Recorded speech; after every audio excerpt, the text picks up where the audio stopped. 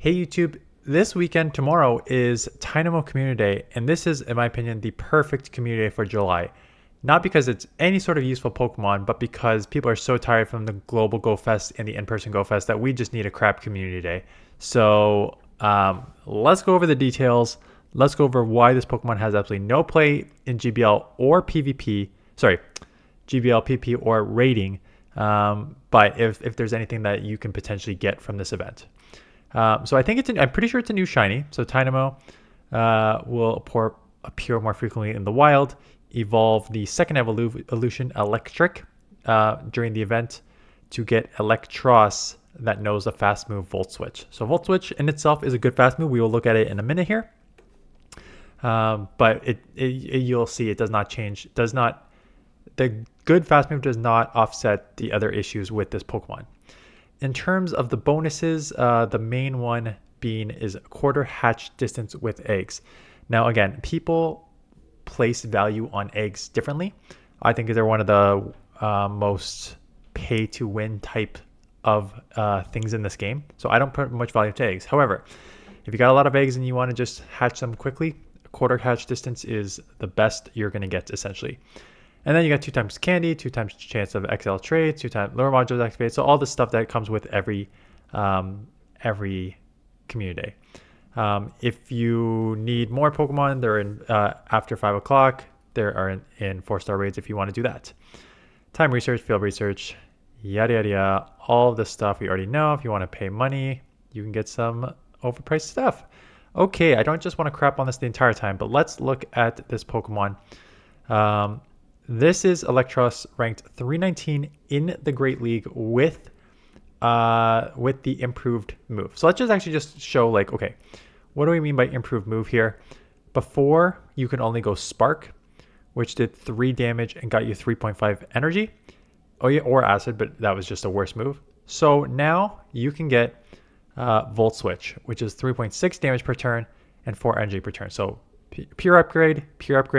4-turn moves, which are a little trickier to do, but just in terms of energy generation and damage per turn, it is a pure upgrade to this Pokemon. No doubt about it. Now, does a pure upgrade do anything for this Pokemon? No. And here's why.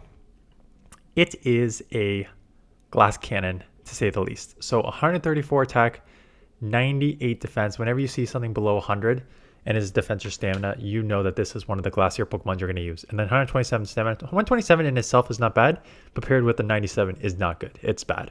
For 1672 overall. So if you are a glass cannon like this, which has like a 1672 overall, with the high 134 attack, you better have 2 super strong things going for you. Your moveset and your typing. And this Pokemon fails with both, unfortunately. So here's why. I went over Volt Switch. Volt Switch in itself, damage per turn and energy per turn, good.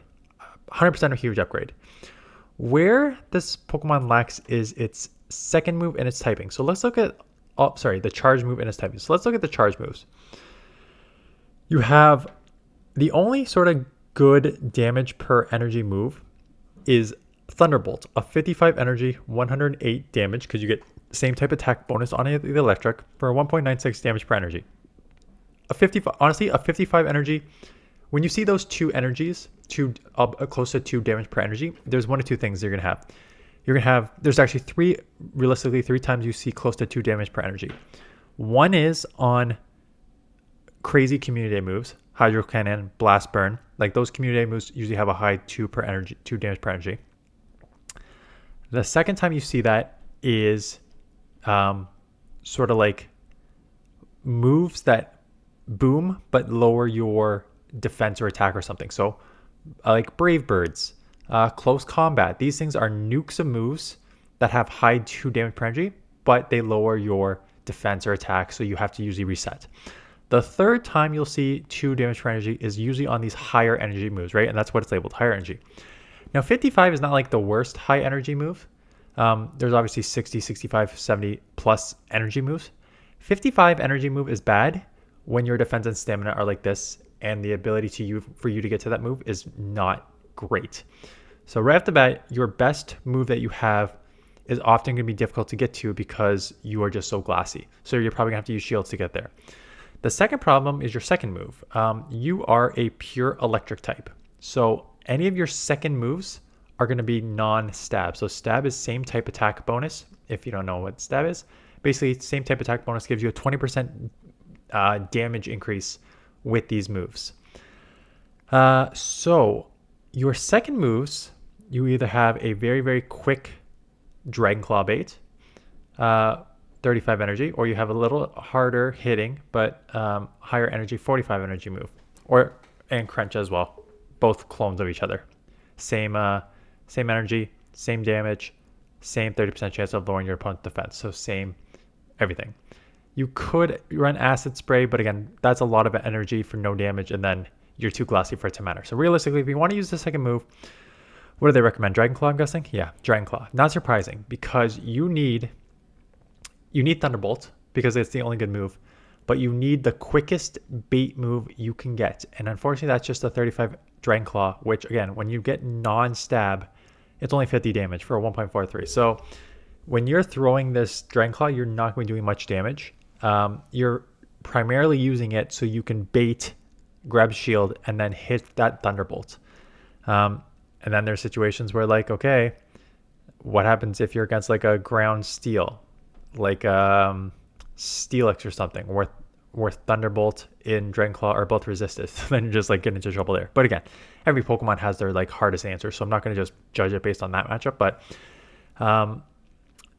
the move set does not align with your stat product, right? For your stat product to be for this stat, so what the question what you need is, what move set would you need for this Pokemon to be good? And this is why I always say, is this Pokemon good now? No. Will it always be bad? You never know with Pokemon Go, right? So what would this Pokemon need to be good? So let me just look up moves up here. Let's go to charge moves. The first move I thought of was Wild Charge. And this is what I'm talking about, right? So you have a 45, and I'll put Thunderbolt right beside it just so you can see the difference of what this move will do for this Pokemon. So you have Wild Charge and Thunderbolt. Thunderbolt, one word? Thunderbolt's one word. Okay. Wild Charge is 10 more damage for 10 less energy. And yes, we know what I mentioned with these nukes, Wild Charge, Close Combat, Brave Bird, they're going to have an effect that lowers yours. But when you are running a glass cannon like this, you don't care about that. You need the hardest hitting moves you can get. So with Stab, this would be like 120 damage for 45 energy. And then you're looking at like a 2.6, somewhere around there, damage per energy. So it would be an insane damage per energy. You would have that nuke that you can do somewhat quick with Volt Switch and go there. And then I would be more comfortable with that, because you need this 35 energy move. You can look at other 35 energy moves in the rankings here, but you do need something like quick. And 35 is actually the quickest energy move for charge moves. So Body Slam is obviously the best at 1.71. But then you get your Aqua Tails and Dragon Claw and Cross Chop. And Dragon Claw is right here, 1.42. So slightly worse than like Cross Chop and Aqua Tail. So if you want it to be a little better, give it like, if you want to make it a lot better, give it like Body Slam. If you want to make it a little better, Aqua Tail or Cross Chop is the better move. Or again, the rest of them are comparable, 1.42 damage per energy. And you just need that bait move. It's not a question of, can I run double nukes on this thing? Potentially, like if you can get a second nuke on this and just run it full double nuke, great. But if you want to be realistic, having the Wild Charge nuke with a 35 energy bait move is the way to go. So right now with its current charge move set is not good. That's how I would make it better, is give it something like Wild Charge. The typing. I've mentioned this multiple times in my videos, but if you're new to this video, welcome. Hit the subscribe button. We do these analysis all the time on Pokemon. If you watched my videos before, I have mentioned a lot of the benefits of the main series games typings don't translate to GBL. So what I mean by that, in the main series games, Electric, usually you get to throw the move first, because Electric is like speed. Grass Pokemon, you have the benefit of like growing them faster. They're the easiest to like evolve and power up and stuff like that. So those do not translate to the main series from the main series games to Pokemon Go. And you see that in full effect just in the Open Great League, where there are like 10 to 15 water Pokemon in like the top 30 because there's no grass and electric. Because again, all the benefits of the main series games are not translating to Pokemon Go. So now you have, in terms of pure electric, you only have one weakness, ground. That's not bad. Only having one weakness and a couple resistances. Again, the problem with these resistances are terrible. There's not a lot of electric for the reason I just mentioned. There is a decent amount of flying, so having a flying is not bad. But your main flyer right now is Gligar, which can hit you with Dig for super effective, and you would only be able to hit for Dragon Claw, so you get killed there.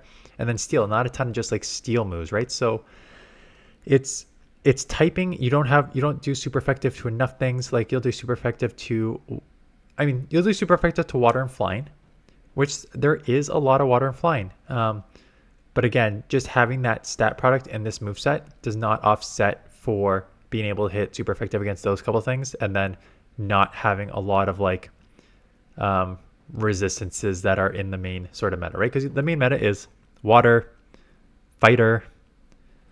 You can argue dark and ghost to a certain extent. Even then you get like your smackdown usuals like Bastion and grass, which would resist electric. So it's just like there's so many things that would cause you problems with your typing and your moveset in the Open Great League, on top of the fact of your stat product is bad and your moveset is bad. So play that community day, get that Pokemon, get that shiny, evolve them, have some Volt switches, one for Great League. Ultra League is just as bad. Like I'm not just purposely leaving out Ultra League. It's 207, so I guess slightly better. But still pretty bad. Same issues in the Ultra League.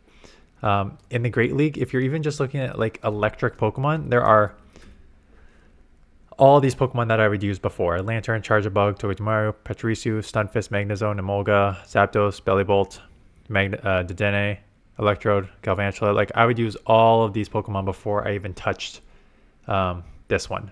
So again, you always, during these community days, you always catch, you always evolve, because you never know what's going to happen.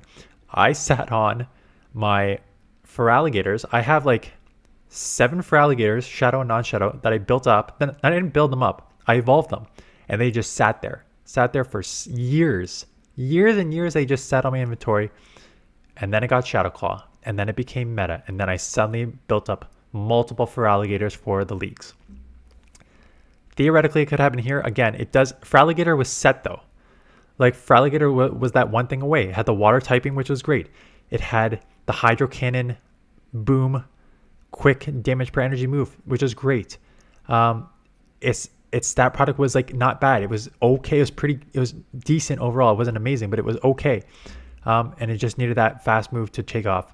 Now, I don't know if a Wild Charge would make this take off. I could actually, if you want to just hang around here, you could run that analysis just to see like how much better it would be with that. So just to put it into the perspective, your record is 18-24 in the Great League, which is not bad. So 18-24, if you put in Wild Charge, you'll go from 18-24 in a 460 to 23-19 and close to a 500, 498.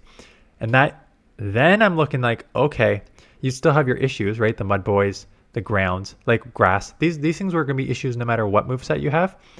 But now you're probably flipping some of these in the mid game here with that Wild Charge, right? So it is one move away from getting like 9 more wins and 40 on your average, which is substantial. So get it. You never know. It may just get this move. It could get the move in the future. You don't know with Pokemon Go.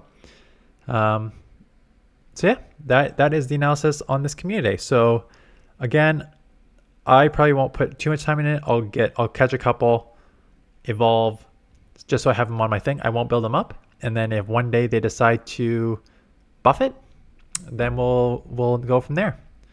So that is the community day analysis. Let me know your thoughts below. And that is it. Like I said, if you're new to this channel, hit the subscribe button. We all put out a ton of analysis like this on Pokemon, and on top of like a bunch of top great Ultra League, Master League, and Cup specific teams if you want to check those out. So that is it. Have a good community day, and I'll see you guys in the next one.